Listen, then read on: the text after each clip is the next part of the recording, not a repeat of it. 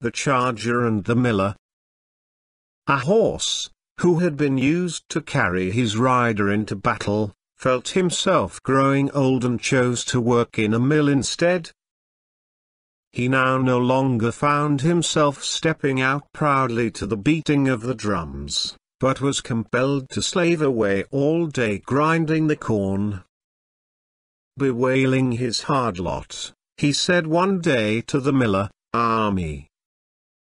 I was once a splendid war horse, gaily caparisoned, and attended by a groom whose sole duty was to see to my wants. How different is my present condition! I wish I had never given up the battlefield for the mill." The miller replied with asperity, "It's no use your regretting the past. Fortune has many ups and downs, you must just take them as they come." The Grasshopper and the OWL.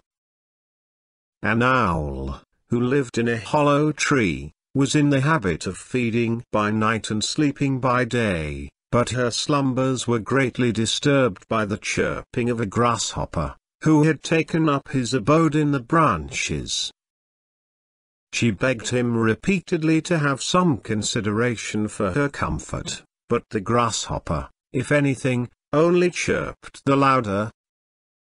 At last the owl could stand it no longer, but determined to rid herself of the pest by means of a trick.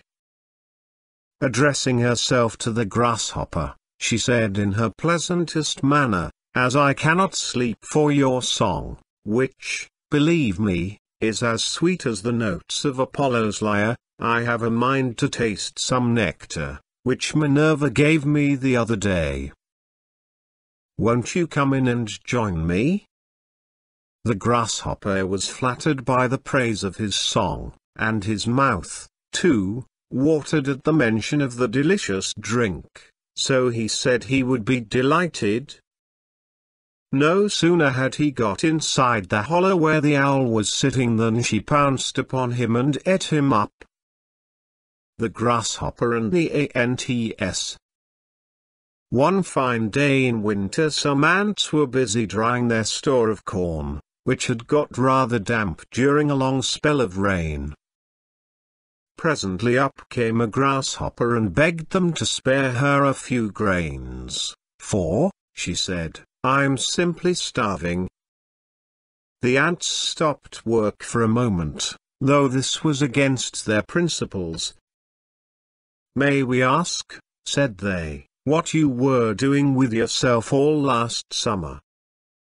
Why didn't you collect a store of food for the winter?"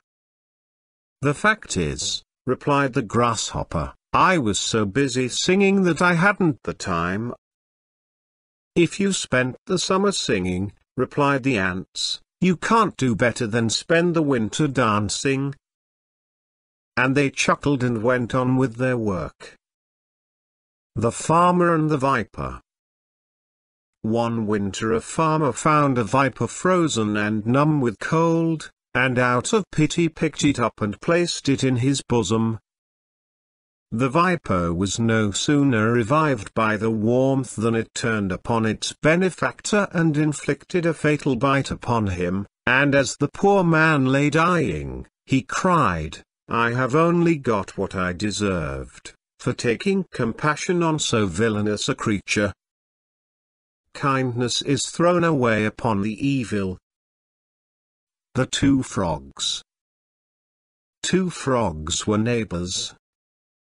One lived in a marsh, where there was plenty of water, which frogs love, the other in a lane some distance away, where all the water to be had was that which lay in the ruts after rain. The marsh frog warned his friend and pressed him to come and live with him in the marsh, for he would find his quarters there far more comfortable and, what was still more important, more safe. But the other refused, saying that he could not bring himself to move from a place to which he had become accustomed. A few days afterwards a heavy wagon came down the lane, and he was crushed to death under the wheels. The Cobbler Turns Doctor. A very unskillful cobbler, finding himself unable to make a living at his trade, gave up mending boots and took to doctoring instead. He gave out that he had the secret of a universal antidote against all poisons, and acquired no small reputation, thanks to his talent for puffing himself. One day, however, he fell very ill, and the king of the country bethought him that he would test the value of his remedy. Calling, therefore, for a cup, he poured out a dose of the antidote, and, under pretence of mixing poison with it, added a little water, and commanded him to drink it.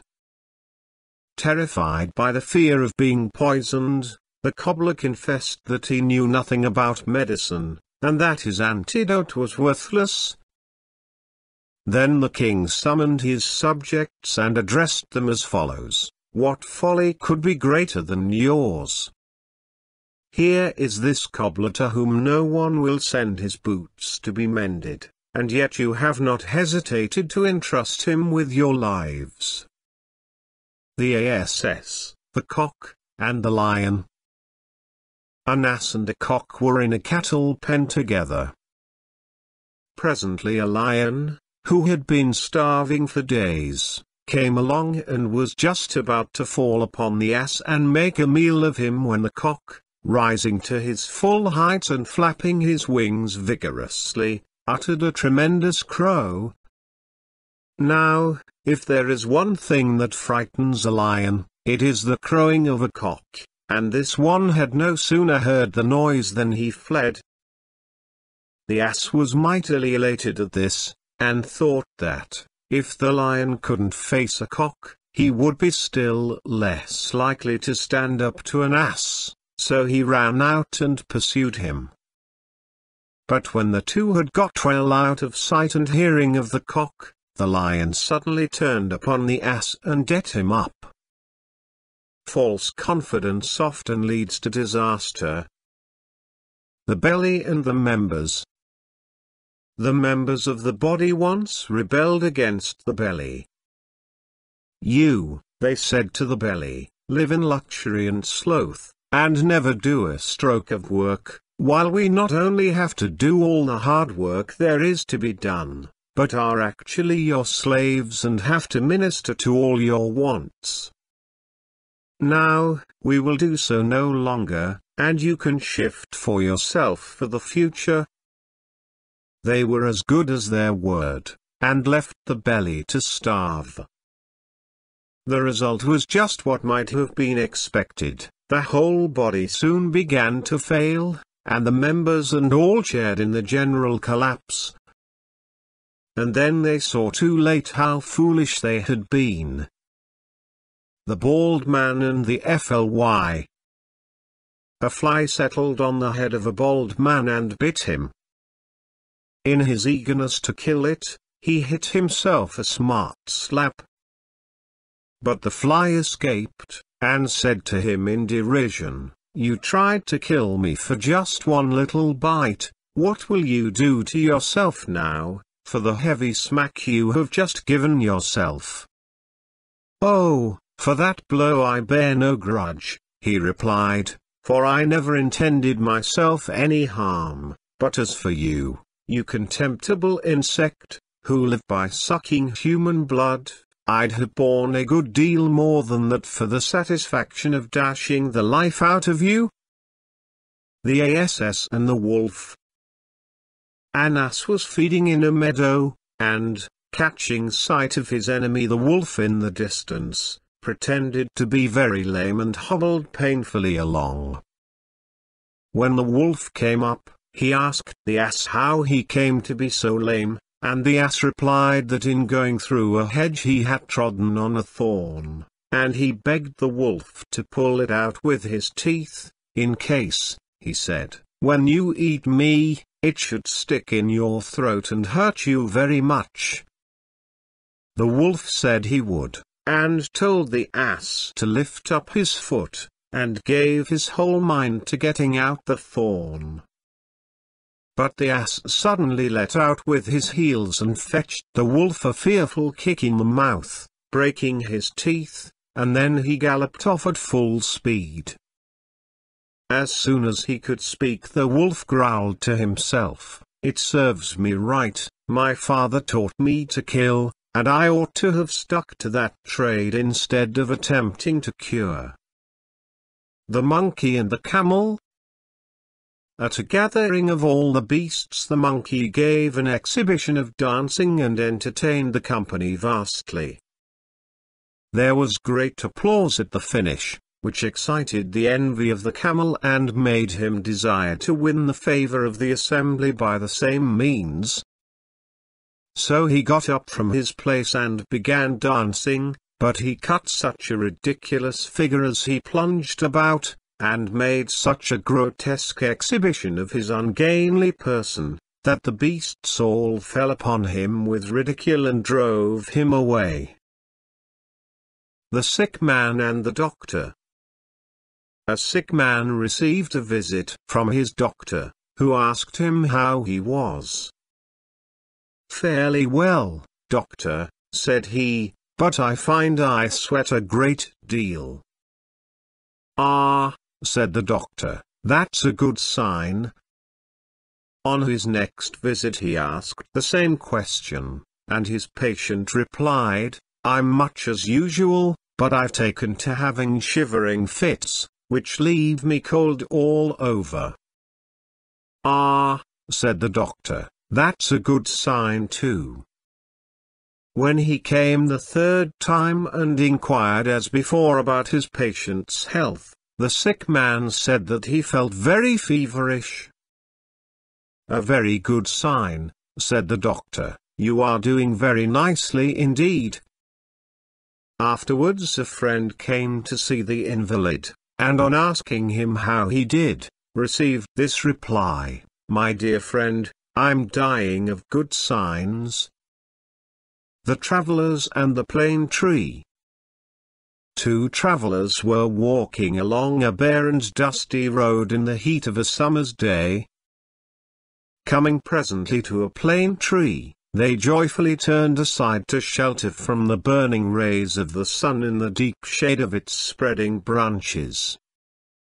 As they rested, looking up into the tree, one of them remarked to his companion, "What a useless tree the plane is! It bears no fruit and is of no service to man at all." The plane tree interrupted him with indignation. "You ungrateful creature!" it cried, "you come and take shelter under me from the scorching sun, and then, in the very act of enjoying the cool shade of my foliage, you abuse me and call me good for nothing. Many a service is met with ingratitude." The Flea and the Ox. A flea once said to an ox, "How comes it that a big strong fellow like you is content to serve mankind, and do all their hard work for them, while I, who am no bigger than you see, live on their bodies and drink my fill of their blood, and never do a stroke for it all?" To which the ox replied, "Men are very kind to me, and so I am grateful to them. They feed and house me well, and every now and then they show their fondness for me by patting me on the head and neck." "They'd pat me, too," said the flea, "if I let them, but I take good care they don't, or there would be nothing left of me." The Birds, the Beasts, and the Bat. The birds were at war with the beasts, and many battles were fought with varying success on either side. The bat did not throw in his lot definitely with either party, but when things went well for the birds he was found fighting in their ranks. When, on the other hand, the beasts got the upper hand, he was to be found among the beasts. No one paid any attention to him while the war lasted, but when it was over, and peace was restored, neither the birds nor the beasts would have anything to do with so double-faced a traitor, and so he remains to this day a solitary outcast from both. The Man and His Two Sweethearts. A man of middle age, whose hair was turning grey, had two sweethearts, an old woman and a young one.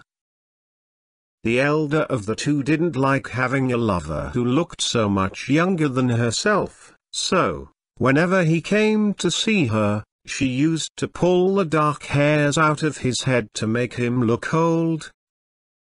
The younger, on the other hand, didn't like him to look so much older than herself, and took every opportunity of pulling out the grey hairs, to make him look young. Between them, they left not a hair in his head, and he became perfectly bald. The Eagle, the Jackdaw, and the Shepherd. One day a jackdaw saw an eagle swoop down on a lamb and carry it off in its talons. "My word," said the jackdaw, "I'll do that myself." So it flew high up into the air, and then came shooting down with a great whirring of wings onto the back of a big ram. It had no sooner alighted than its claws got caught fast in the wool, and nothing it could do was of any use. There it stuck, flapping away, and only making things worse instead of better. By and by up came the shepherd. "Oh," he said, "so that's what you'd be doing, is it?" And he took the jackdaw, and clipped its wings and carried it home to his children. It looked so odd that they didn't know what to make of it. "What sort of bird is it, father?" they asked. "It's a jackdaw," he replied, "and nothing but a jackdaw, but it wants to be taken for an eagle. If you attempt what is beyond your power, your trouble will be wasted and you court not only misfortune but ridicule." The Wolf and the Boy. A wolf, who had just enjoyed a good meal and was in a playful mood, caught sight of a boy lying flat upon the ground, and, realizing that he was trying to hide, and that it was fear of himself that made him do this, he went up to him and said, "Aha, I found you, you see, but if you can say 3 things to me, the truth of which cannot be disputed, I will spare your life." The boy plucked up courage and thought for a moment, and then he said, "First, it is a pity you saw me, secondly, I was a fool to let myself be seen, and thirdly, we all hate wolves because they are always making unprovoked attacks upon our flocks." The wolf replied, "Well, what you say is true enough from your point of view, so you may go." The Miller, his son, and their ass. A miller, accompanied by his young son, was driving his ass to market in hopes of finding a purchaser for him. On the road they met a troop of girls, laughing and talking, who exclaimed, "Did you ever see such a pair of fools? To be trudging along the dusty road when they might be riding." The miller thought there was sense in what they said, so he made his son mount the ass, and himself walked at the side. Presently they met some of his old cronies, who greeted them and said, "You'll spoil that son of yours, letting him ride while you toil along on foot. Make him walk, young lazy bones. It'll do him all the good in the world." The miller followed their advice, and took his son's place on the back of the ass while the boy trudged along behind. They had not gone far when they overtook a party of women and children, and the miller heard them say, "What a selfish old man! He himself rides in comfort, but lets his poor little boy follow as best he can on his own legs." so he made his son get up behind him. Further along the road they met some travelers, who asked the miller whether the ass he was riding was his own property, or a beast hired for the occasion. He replied that it was his own, and that he was taking it to market to sell. "Good heavens!" said they, "with a load like that the poor beast will be so exhausted by the time he gets there that no one will look at him.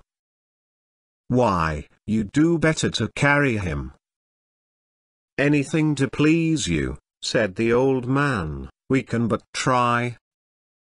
So they got off, tied the ass's legs together with a rope and slung him on a pole, and at last reached the town, carrying him between them.